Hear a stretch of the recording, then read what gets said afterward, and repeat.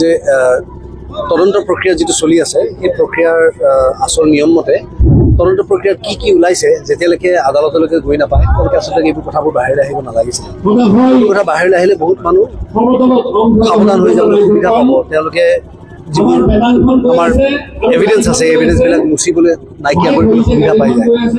গতিকে অলৰেডি আমাৰ পলম হৈছেই য'ত আজি আমি দেখিবলৈ পাইছোঁ যে 3গৰাকী তাত থকা ব্যক্তি তেওঁলোক যেতিয়া ইয়ালৈ গুচি আহিলে অসমলৈ উভতি আহিলে তেতিয়ালৈকে তেওঁ নিজাববীয়াকৈ তেওঁলোকে বাইট দিয়ে আছে। সেইটো আচলতে হ'ব নালাগিছিলে। তেওঁলোকে অহাৰ লগে লগে তেওঁলোক পৃথককৈ বহুৱাই লৈ তেওঁলোকৰ কথাবিলাক আমি সুধিব লাগিছিল, জানিব লাগিছিল, বুজিব লাগিছিলে। সেইটো আচলতে তদন্ত প্ৰক্ৰিয়াৰ এটা ভাগ। সেইটো নহ'ল। তাৰপাছত সিদ্ধাৰ্থ আহিলে দিল্লীলৈকে, তাক এৰেষ্ট কৰা নহ'ল। কিন্তু পৰিবাৰে ক'লে আচলতে এৰেষ্ট নকৰাকৈ ৰাখিব নালাগিছিলে। গতিকে তেওঁলোকক ৰাখিলে তাতে তেওঁৰ কথা শুনি পেলাই।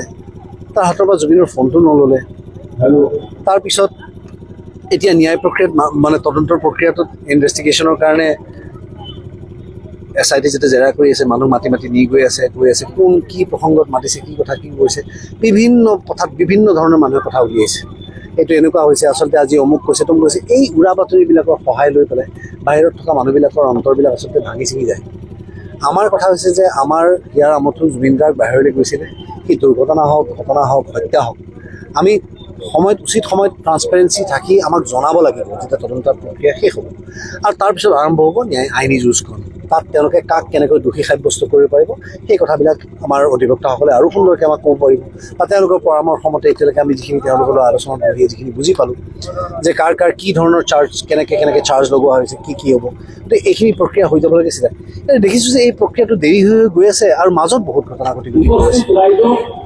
এই মাজৰ ঘটনাবিলাক বন্ধ হ'ব লাগে।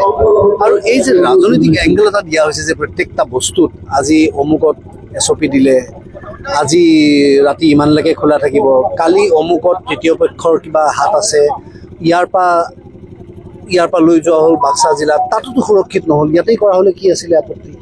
এনেকুৱা ধৰণৰ বিভিন্ন প্ৰশ্ন আমাৰ মনত উত্থাপন হয়। এই প্ৰশ্নবিলাক ৰাইজৰ মনত আহিবলৈ দিয়া মানেই ৰাইজৰ মাজত এই কথাটো যে ৰাইজে যে লক্ষ্য দি স্থিৰ কৰি ৰৈ আছে যে আমি জুবিন গাৰ্গৰ ন্যায় প্ৰক্ৰিয়াটো আমি চাম, কি হয় কি নহয়, আমি উচিতভাৱে ন্যায় পাম নে নাপাম, ইয়াত কিন্তু ব্যাঘাত জন্মাইছে।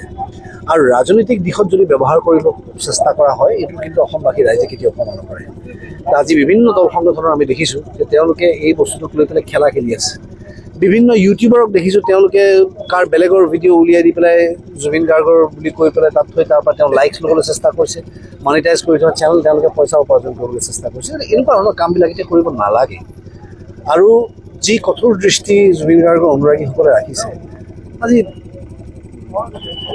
সাহসীয় দলটোৱে ৰাস্তাত নামি ওলাই মই ভাবোঁ যে এই গোটেই কি বুলি ক'ম, মই প্ৰতিবাদী কাৰ্যসূচীটোকে এটা খেল ধেমালি কৰি দিয়াৰ নিচিনা কৰিলে।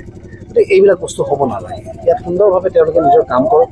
আজি গছ কটাৰ কথাটো মই কওঁতে মোৰ লগত যিমান সময় তেওঁলোকে লাগিলে, কিমান সময় তেওঁলোকে আচলতে আচল কামত লাগিব লাগিছিলে। জুবিনক ন্যায় দিয়া প্ৰক্ৰিয়াত মূল্য বৃদ্ধি হৈছে, তাক কেনেকৈ কমাব পাৰি সেইবিলাকত লাগিব লাগিছিলে। উন্নয়নমূলক কাম কৰিবলগীয়া ঢেৰ আছে, সেইবিলাক কামত লাগিব তেওঁলোকে মোৰ লগত লাগি থাকিলে।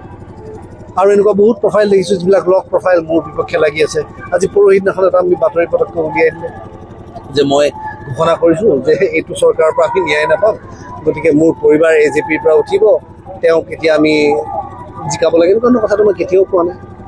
গতিকে মই যেতিয়া তাৰ বিপক্ষে মই FIR এখন দিম বুলি ঠিক কৰিলোঁ, লগে লগে অলপ পিছত পষ্টটো ডিলিট হৈ গ'ল।